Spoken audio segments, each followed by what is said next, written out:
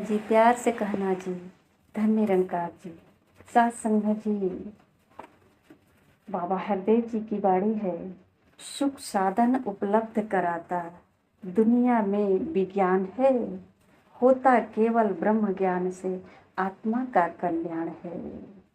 आसमान पर चांद को जाकर छू आया है आदमी, खुद ही न पहचान अभी तक कर पाया है आदमी। सात संगत जी, एक विज्ञान के द्वारा संसार में बहुत सारे सुख सुविधा उपलब्ध हो गया है और साथ संगत जी इसी सुख सुविधा को हमने भक्ति में लगा दिया, इसी को हमने भक्ति का स्रोत बना दिया। जैसा कि चांद पे आदमी गया और चांद पे आदमी गया और चांद को ही हम चंदा मामा कहते हैं और चांद को देख करके ही हम अपने उपवास को तोड़ते हैं। तो ये भक्ति आ गई, भक्ति में आ गई। हमें ऐसा लगता है कि चांद का पूजा किया जा सकता है, तो विज्ञान तो चांद पे गया, कौन गया? आदमी ही तो गया। चांद पे गया पर अपनी पहचान नहीं किया, वो एक अपने आप को मानव ही साबित किया कि हम एक मानव अपनी पढ़ाई के दम से पढ़ा लिखा और विज्ञान के माध्यम से आ गए चांद के ऊपर। तो सुख साधन उपलब्ध कराता दुनिया में विज्ञान है, पर शासन जी आत्मा की कल्याण की बात कही जा रही है कि आत्मा का कल्याण तो नहीं हो पाया और होगा भी नहीं बिना ब्रह्म ज्ञान के। फिर ब्रह्म ज्ञान कहाँ मिलेगा? साथ संगत जी, ये भी कोई आदमी के ही रूप में होगा जो तत्वों का पहचान कराता हो, जो ब्रह्म ज्ञान साक्षात्कार कराता हो, तो सब ये आदमी ही करता है। ये कहते हैं कि भौतिकता की दौड़ में आगे कितना आगे निकला और मगरूर हुआ, मगर अफसोस कि इंसान मानवता से दूर हुआ। ये जितने भी आगे बढ़ता जाता है संसार में, मानवता से उतना ही दूर होता जाता है और मानवता ही धर्म हमारा। हम केवल इंसान हैं। अपने कहते हैं जो कुछ भी बनो मुबारक हो, पर पहले इंसान बनो। कहते हैं कि इंसान बनो। इंसानियत की कमी होने के कारण शासन जी, इंसान में इंसानी गुण न होने के कारण कहा जाता है पहले इंसान बनो। शरीर तो इंसान का होता ही है, पर वो अपने इंसानी गुण से अलग होता जा रहा है, दूर होता जा रहा है। साथ संगत जी, महापुरुष एक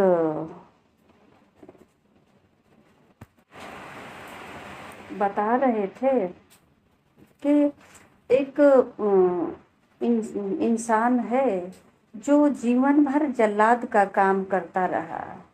जब इस नौकरी से रिटायर हुआ तो वो जो है अपने आप को बहुत कोसता था कि मैंने जीवन भर कोई ऐसा काम नहीं किया, अच्छा जैसे कहते हैं कि पुण्य नहीं किया, मेरा कल्याण कैसे होगा? जीवन भर तो हमने सबको फांसी ही दिलवाया है, सबका जान ही मरवाए हैं, तो अब हमारा कल्याण कैसे होगा? ये रात दिन यही कोसता रहता था, यही चिंता में पड़ा रहता था। एक दिन उनके पास एक फकीर आया, साधु आया और कहा कि बच्चे क्या सोच रहे हो, मुझे कुछ खाने को दे दो, बहुत दिन से मुझे भूख लगी है, खाए नहीं है कुछ। तो साथ संगत जी उसने बताया कि मैं यही सोचता हूँ कि सारे जीवन हमने केवल पाप ही किया है, सबका फांसी ही लगवाया है, ये जल्लाद का काम करके मैं अपने आप को अब पछतावे से कुछ रहा हूँ कि अब मेरा कल्याण कैसे होगा। अब तो इस नौकरी से रिटायर हो गया हूँ, सोचने के सिवा अब मेरे पास कुछ रास्ता नहीं है। तो सत्संग जी साधु ने उनको जो शब्द सुनाए वो ध्यान पूर्वक सुने कि अब तक तुम जो कर रहे थे क्या अपनी मर्जी से कर रहे थे? जो तुम किसी को फांसी दिलवा रहे थे तो क्या तुम अपनी मर्जी से दिलवा रहे थे? तो उन्होंने कहा कि नहीं, तो किसी का हुक्म था, मैंने हुक्म का पालन किया। तो फिर तुम कैसे पापी हो सकते हो? तुमने तो कुछ अपनी मर्जी से किया नहीं। सत्संग जी ये कहानी कह रहे हैं कि बुद्ध भगवान बता रहे हैं अपने शिष्यों को। तो कहने का भाव सत्संग जी कि अगर एक क्षण भी हम संतों के संग सत्संग करके अपनी पहचान कर लेते हैं तो ये आत्मा का कल्याण हो जाता है। और अब तक जो कार्य किया है हमने, तो अपनी जो कहते हैं मैंने किया, मैंने पाप किया, मैंने पुण्य किया, ऐसा किसी ने कुछ भी नहीं किया। ये जो भाव आ जाता है, जो कर्ता को मिटा देते हैं, आत्मा का कल्याण ये महापुरुषों के शब्दों से ही होता है। महापुरुषों को शब्द जो ग्रहण कर लेते हैं, जो ये हमारे मन की भावों को बदल देता है। तो सत्संग जी कहते हैं, बाबा हरदेव जी कहे, हरदेव जब आएगा अध्यात्म विज्ञान में, मानवता का भला हमेशा होगा सकल जहान में। तो उसी वक्त जो है, जैसे ही संतों का शब्द एक क्षण के लिए वो जल्लाद ने उस साधु का शब्द को श्रवण किया और उसका कल्याण हुआ। जब उसका मृत्यु हुआ तो सीधे जो है परम धाम को गया। तो सत्संग जी बुद्ध भगवान से वो शिष्य कह रहे हैं कि ये पूरे जीवन तो जल्लाद का काम किया, पाप का काम किया, ये कैसे परम धाम को गया? तो बुद्ध जी कहते हैं कि वो एक क्षण ही सुना पर साधु के वचन को श्रवण किया, विचार किया। सत्संग जी हम पूरे जीवन पूजा पाठ कथा व्रथा करते रह जाएंगे, दौड़ दौड़ करके भक्ति भजन गाते रह जाएंगे, रटते रह जाएंगे, पर एक भी शब्द हमारे अंदर ग्रहण नहीं होगा, कर्म में नहीं उतरेगा। तो सत्संग जी इससे आत्मा का कल्याण नहीं होने वाला, इससे जो है जीवन में हरियाली नहीं होने वाला और लोक सुखी परलोक सुहेला नहीं होने वाला। कहते हैं कि बिन सत्संग विवेक न होई, राम कृपा बिन सुलभ न सोई। सत्संग जी बिना सत्संग का विवेक नहीं होता, ये तो बहुत पुरानी व्यथा है, हम सुनते तो आते हैं पर सत्संग में मन नहीं लगता। फिल्म देखने में तो बहुत मन लगता है, नाटक नाच गाना बजाना देखने में बहुत मन लगता है, नींद भी नहीं आती है, जग जाते हैं। अभी अगर टीवी के पास बैठ जाएं तो अनेकों प्रकार का उसमें प्रोग्राम आता है, देखने में बहुत मन लगता है, पर अभी कथा चलने लगे तो नींद आ जाएगी, सो जाएंगे। जो हमारे लाभदायक है इस पर तो हमारा ध्यान ही नहीं जाता, इस पर तो ध्यान टिकता ही नहीं। सत्संग जी जो राह हमारे मंजिल तक जाता है उस राह को तो हमने पकड़ा ही नहीं, तो मंजिल पर फिर पहुँचेंगे कैसे? और जो राह हमारे मंजिल से दूर ले जाता है उस राह को हमने पकड़ लिया। सत्संग जी लगता है कि ये राह बहुत सुंदर है, जब इस राह पे चल देते हैं तो ठोकरे ही ठोकरे होता है, तब पछतावा होता है कि हमने तो गलत राह पकड़ लिया, अब तो समय भी बीत गया। सत्संग जी हमारा सही राह कहाँ है, कौन है, इसका मार्गदर्शन करने वाले सद्गुरु होते हैं। साथ संगत जी, सद्गुरु के शब्द जो है हमारे, जो कहते हैं ना कि भव सागर से पार हो जाएंगे। बहुत से लोग कहते हैं कि जब बीमार पड़ेंगे या मरने के कगार पे आएंगे तो धोती बाछी दान कर देंगे और मुक्ति पा जाएंगे, भव सागर से पार हो जाएंगे। कहते हैं कि नदी है, वो नदी आग की नदी है, पीप की नदी है, मवाज की नदी है, खून की नदी है, पता ना कितनी सारी नदियां हैं, कितने लोग देखे हैं। अब जो देखा होगा वही तो इससे पार होगा, उतरेगा, और इससे पार करने के लिए धोती बाछी की ज़रूरत पड़ती है। पर सत्संग जी, संतों का कथन तो ऐसा नहीं है। संत तो कहते हैं कि जो संतों के चरणों में आ जाता है, जो संतों के वचनों को श्रवण करता है, वो भव से पार हो जाता है। तो ये शब्द ही नाव होती है। इस शब्द रूपी नाव में जो सवार हो जाता है, ये जन्म और मृत्यु के बीच का जो भवसागर होता है, इससे स्वतः पार हो जाते हैं। ये इससे भी पार हो जाते हैं। और जन्म मृत्यु का जो नरक, जो 9 महीने माँ के गर्भ में नरक में रहते हैं और कितनी कठिनाई से बाहर निकलते हैं और कितनी कठिनाई से इस शरीर से प्राण निकलता है। मरते समय भी दुख, जन्मते समय भी दुख। इन दुख से मुक्ति पाने के लिए कितना सहज सरल उपाय संतों के चरणों में आकर के साध संगत जी कहते हैं कि जब हरि की कृपा होती है तो संत मिलते हैं, और संत की जब कृपा होती है तो सद्गुरु मिलते हैं, सद्गुरु की जब कृपा होती है तो फिर हरि मिलते हैं। हरि का साक्षात्कार यानी कि अपना स्वयं का बोध होता है, मैं कौन हूँ, अपनी पहचान हो जाती है। और अपनी पहचान होते ही साध संगत जी, ये जन्म मृत्यु का बंधन से मुक्त हो जाते हैं। साध संगत जी, इतनी सी बात, पर इसका विस्तार बहुत लंबा है। हमने बहुत पढ़ाई किया, बहुत यातना किया, पूजा पाठ उपवास व्रत बहुत किया, फिर भी ये भेद नहीं खुला कि कैसे भवसागर से पार होंगे।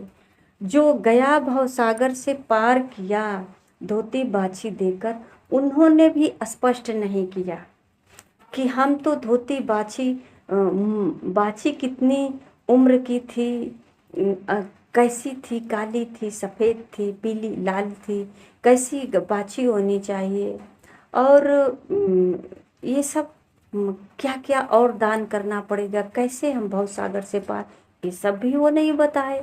पता नहीं पार गए कि नहीं गए, ये भी स्पष्ट नहीं किए। पर यही तो सब सोचते हैं कि जन्म भर चलो जो कुछ भी करेंगे, गलत सही जो कुछ भी होता जा रहा है, सब होता जा रहा है। लास्ट में जो है, हम जब मरने के समय स्थिति देखेंगे कि अब मरने वाले हैं, तो बाल बच्चे से कह देंगे हमको धोती बाछी दिलवा दो, हम भवसागर से पार हो जाएंगे। पूरे जिंदगी तो कोई अच्छा कार्य हुआ नहीं, कम से कम मरते समय तो अच्छा कार्य हो जाए, एक धोती बाछी तो दान दिया जाए। साथ संगत जी, जिंदगी भर तो किसी को हम किसी का भूख नहीं मिटा पाए, एक रोटी किसी को नहीं दे पाए, किसी पर दया नहीं कर पाए, सबको रुलाए, सबको सताए, तड़पाए, सबके साथ विरोध करके, जलन करके, नफरत करके ये जीवन बिताए, और आज एक बाछी के सहारे अपने जीवन की नौका पार करना चाहते। जिस बाछी को हमने पाला पोसा तक नहीं, उसको खिलाया तक नहीं, उसको एक दिन चारा तक नहीं दिया, किसी के घर से पैसे देकर खरीद कर लाए और पंडित जी को दान कर दिया। ये बाछी हमें क्या खाक पार लगाएगी? ये कैसे पार लगाएगी? इतने दिन तक तो कोई और इसको चारा डाला खिलाया, हमने उसे खरीद कर लाया, पंडित जी को दान दे दिया, ये क्या हमको पार करेगी? तो कहीं ना कहीं साथ संगत जी, हम ये देखा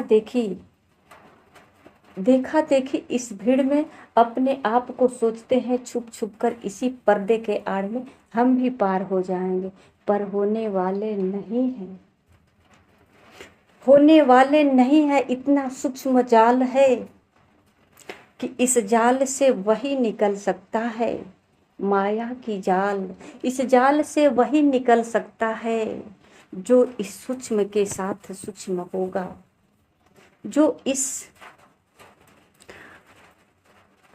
विदेह के, जो जिसका कोई रंग रूप नहीं, जिसमें कोई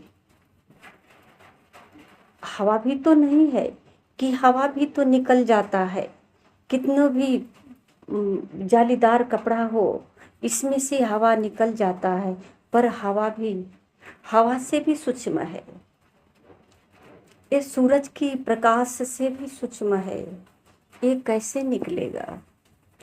तो साथ संगत जी, ये माया का जाल नहीं निकल सकता। हमें लगता है कि इस भीड़ में हम भी पार हो जाएंगे, नहीं हो पाएंगे। पार तो वही हो सकता है जो बिल्कुल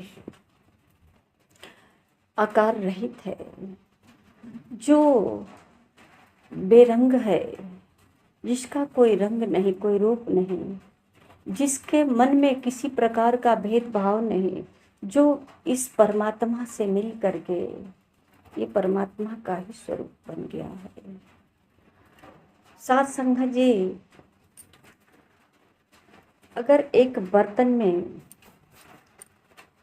जालीदार बर्तन हो और उसमें हम पानी रखेंगे तो पानी तुरंत गिर जाएगा, पर अगर उसमें बर्फ का टुकड़ा हम डाल दिए हैं तो उसको निकलने में समय लगेगा, वो पानी के साथ नहीं निकल सकता है। इसी प्रकार साथ संगत जी कहते हैं कि ये मन जो है, जो पत्थर का शिला, काम क्रोध लोभ मोह अहंकार, इस माया की जाल में जो लिपटे हुए हैं, इतनी आसानी से नहीं निकल सकते, पार हो सकते। इसके लिए तो कहा जाता है ना कि जैसे मेहंदी में लाली प्रकट होती है तो मेहंदी की पत्ती जो है मसल कर बिल्कुल लेई बन जाती है। अब मेहंदी की पत्ती समझ में नहीं आती कि ये मेहंदी की पत्ती है, उसमें लाली ही लाली होती है, जहाँ टच होता है वहाँ लाल हो जाता है। इसी प्रकार परमात्मा पूरे सृष्टि में है, पर साथ संगत जी जो अपने मैं को मिटाया, तो कहते हैं महापुरुष कि जब मैं था तब हरि नहीं, अब हरि है मैं नहीं, अब मैं मिट गया, अब केवल हरि ही हरि है। तो अब हरि ही हरि है, तो अब क्या भव सागर से पार करने के लिए अलग से कोई उपाय करने की ज़रूरत नहीं। अगर कुछ उपाय करनी है तो सिर्फ सतगुरु के चरणों में ही उपाय है, यही राह दिखा सकते हैं, यही कोई उपाय बता सकते हैं। और सत्संग जी आना ही पड़ेगा। जिन्होंने परम धाम को गया वो सतगुरु के इशारे से ही गया है। भगवान राम जो है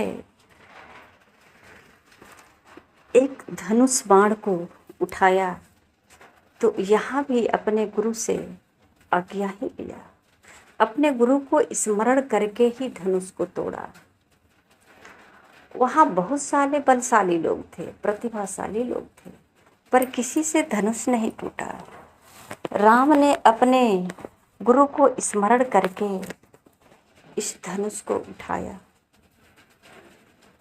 तो ये गुरु की ही महत्ता है। जिस भक्त का, हनुमान जी का हम यशोगान करते हैं, ये मिसाल सामने है कि हनुमान जी जो है हर एक कार्य करने से पहले जय श्री राम का जय घोष करते हैं। सात संगत जी, हमारा तो एक निवाला भी जाने से पहले जय श्री राम का जय घोष नहीं होता है। अगर ऐसा होता तो निवाला भी शुद्ध बन जाता, प्रसाद बन जाता। सात संगत जी, प्यार से कहना जी, धन्य निरंकार।